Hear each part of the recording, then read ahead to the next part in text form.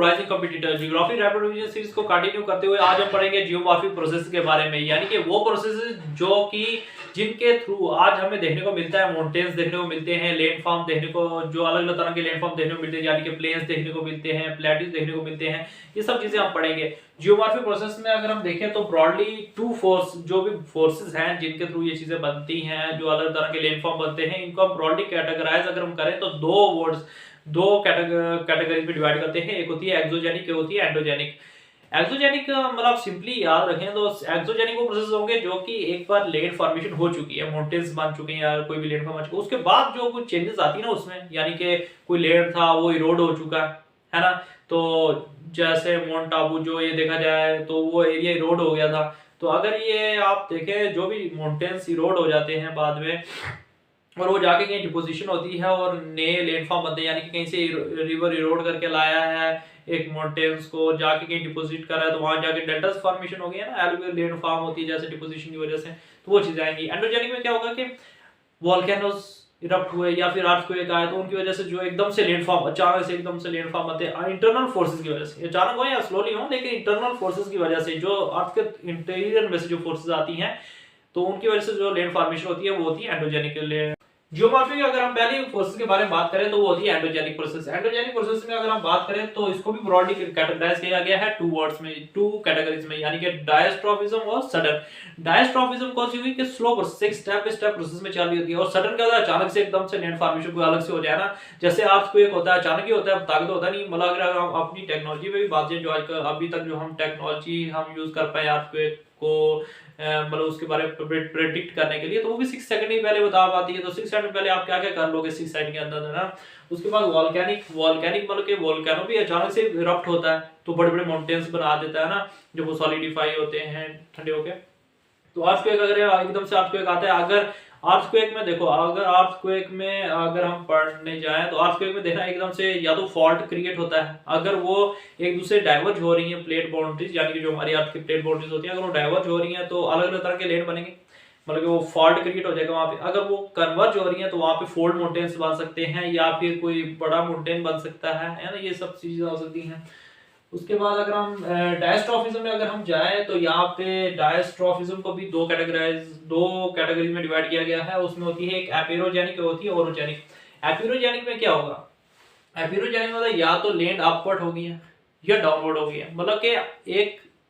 एक लैंड है, कोई सरफेस है, वो थोड़ी सी अपवर्ड हो गया है,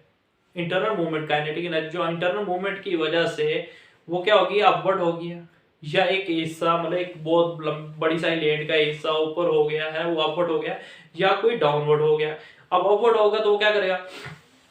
मेनली क्या होता है कि रिवर कहीं से फ्लो हो रहा है तो वो एक अगर एरिया बेसाल्ट नीचे जमने की वजह से, मतलब वोल्केनो के जब वोल्केनो नीचे आता है ना तो हमारे मेंटल में कुछ लेयर्स होती हैं खाली, तो उसमें अगर बेसाल्ट बच जाएगा ना तो वो एरिया थोड़ा सा, हमारी क्रस्ट ऊपर हो जाती है, ऊंची हो जाती है थोड़ी सी, तो हम उसको मतलब प्लेटिंग में भी नहीं आती, थोड़ी सी ऊंची होगी, जिसकी वजह से क्या होगा कि जो हमारा रिवर फ्लो कर रहा है ना तो वो रिवर की डायरेक्शंस चेंज हो जाएंगी, मतलब रिवर को डिवाइड कर दिया। ऐसे बहुत से एग्जांपल है जिसमें रिवर क्या, पहले कहीं रिवर आता था तो वो अपवर्ड हुई लैंड, जिसकी वजह से रिवर आते आते वो डिवाइड हो गया, एक रिवर दो हिस्सों में डिवाइड हो सकता है, कहीं भी हो सकता है, रेडियल ड्राइनेज सिस्टम भी बन सकता है, यानी कि इधर अलग अलग तरह की शाखाएं बन जाती हैं जैसे पेड़ की होती है ना। उसके बाद डाउनवर्ड, अब डाउनवर्ड होगा तो क्या होगा, वहां पे ज्यादा गहरे मतलब एक बन सकती है, कोई रिवर बन सकता है ना, कहीं पे नहीं था रिवर लेकिन डाउनवर्ड होने की वजह से रिवर की मूवमेंट वहां पे हो सकती है, एक नॉर्मल रिवर जहाँ पे चल रहा है उसकी मूवमेंट वहां पे जा सकती है ना। ओरोजेनिक में क्या होगा, टेंशन नहीं है, ओरोजेनिक में तो माउंटेन्स बिल्डिंग होती है। अगर देखो, अगर ओरोजेनिक में टेंशन हो रही है ना, अगर आपके कॉन्टिनेंट प्लेट जुड़ रहे हैं एक दूसरे से कोलाइड हो रही है तो वहां पे क्या होगा, अब मैंने आपको कहा था 35 किलोमीटर की जो होती है इसकी थिकनेस होती है जो कॉन्टिनेंट प्लेट की होती है, तो 35 किलोमीटर की अगर थिकनेस है कॉन्टिनेंट प्लेट की, तो दो प्लेट्स कोलाइड जब होंगी एक दूसरे के साथ कोलाइड होंगी तो जो बारी होगी वो सबडक्ट होगी नीचे और दूसरी ऊपर रहेगी, तो उसकी वजह से क्या होगा कि फोल्ड माउंटेन्स के फॉर्मेशन या फिर माउंटेन्स की फॉर्मेशन होगी, है ना। लेकिन अगर ओशनिक प्लेट जो 5 से 6 किलोमीटर होती है तो अगर वो कोलाइड होगी किसके साथ, कॉन्टिनेंट प्लेट के साथ, तो वो जब जैसा सबडक्ट करेगी ना तो उसकी वजह से क्या होगा, वोल्केनोस फटेंगे, क्योंकि वो जब नीचे जा रही है ना तो वो वहां पे जाके मेल्ट होती है, मेल्ट होने की वजह से क्या होता है, एक एनर्जी प्रोड्यूस होती है, तो वो एनर्जी बाहर तो निकली है, तो उसने वो जो कॉन्टिनेंटल प्लेट है उसको पहाड़ में बाहर निकलती है, जिसकी वजह से माउंटेन्स की फॉर्मेशन होती है, वोल्केनो माउंटेन फॉर्मेशन होती है, ठीक है ना।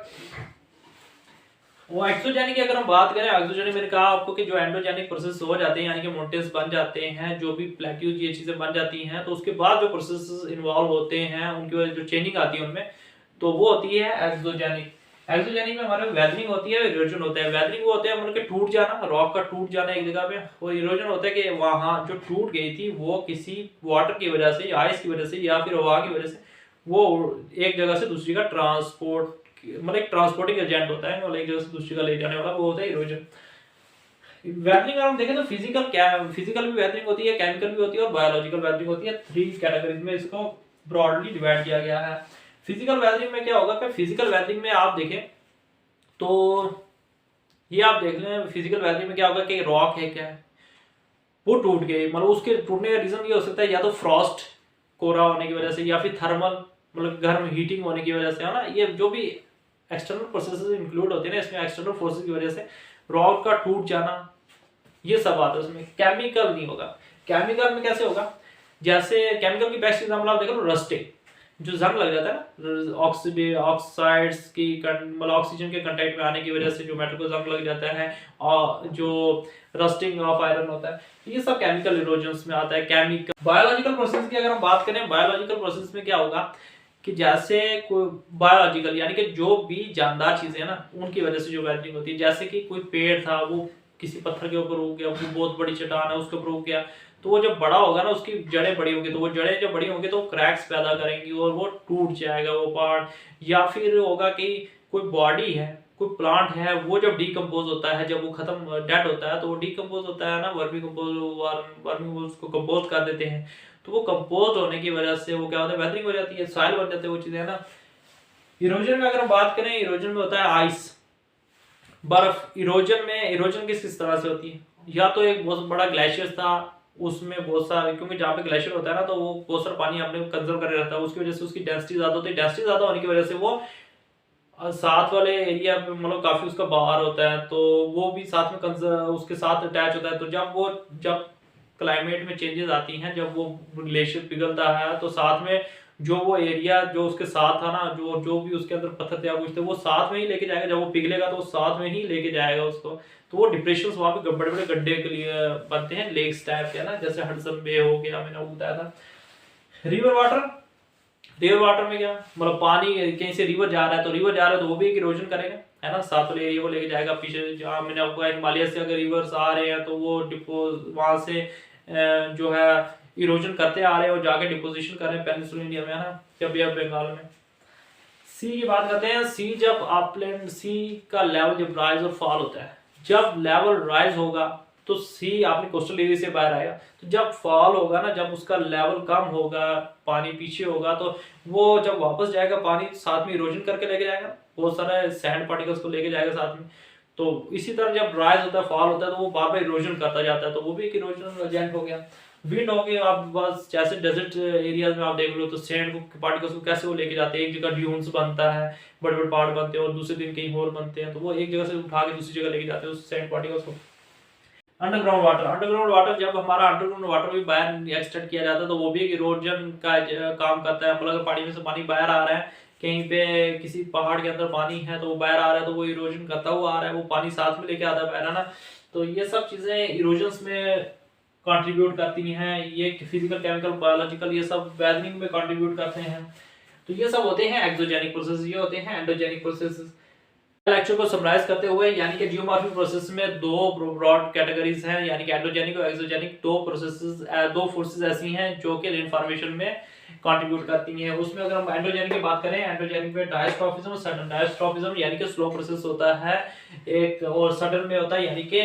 अचानक से हो जाना, जैसे अर्थक्वेक और वोल्केनोज। डायस्ट्रॉफिज्म में फर्दर टू कैटेगरीज हैं, यानी कि एबियोजेनिक, एरोजेनिक। एबियोजेनिक में अपवर्ड होगी लैंड की, यानी कि कोई रिवर बह रहा था, आगे से रिवर अप, कोई लैंड अप हो गई, अपलैंड होगी, तो उसकी वजह से रिवर्स की डाइवर्जेंस हो जाती है। और डाउनवर्ड में क्या होगा, नीचे हो गया, तो उसकी वजह रिवर वहां से बहने शुरू हो गया। ओरोजेनिक में होता है टेंशन और कंप्रेशन, यानी कि माउंटेन्स बनते हैं। अगर कॉन्टिनेंटल प्लेट जुड़ेगी तो फोल्ड माउंटेन्स बनेंगे, अगर ओशनिक प्लेट और कॉन्टिनेंटल प्लेट बनेगी तो वॉल्केनिक इरप्शंस होगी। और एक्सोजेनिक में हमने पढ़ा वेदरिंग और इरोजन। वेदरिंग में फिजिकल वेदरिंग, केमिकल वेदरिंग और बायोलॉजिकल वेदरिंग होगी। इरोजन में हमने पढ़ा कि आइस, वाटर, सी, विंड, अंडरग्राउंड वाटर, इन सब की वजह से इरोजन होती है। सो यहाँ कंप्लीट होता है हमारा। कल लेक्चर होगा सॉइल एंड इट्स टाइप्स पे। So thank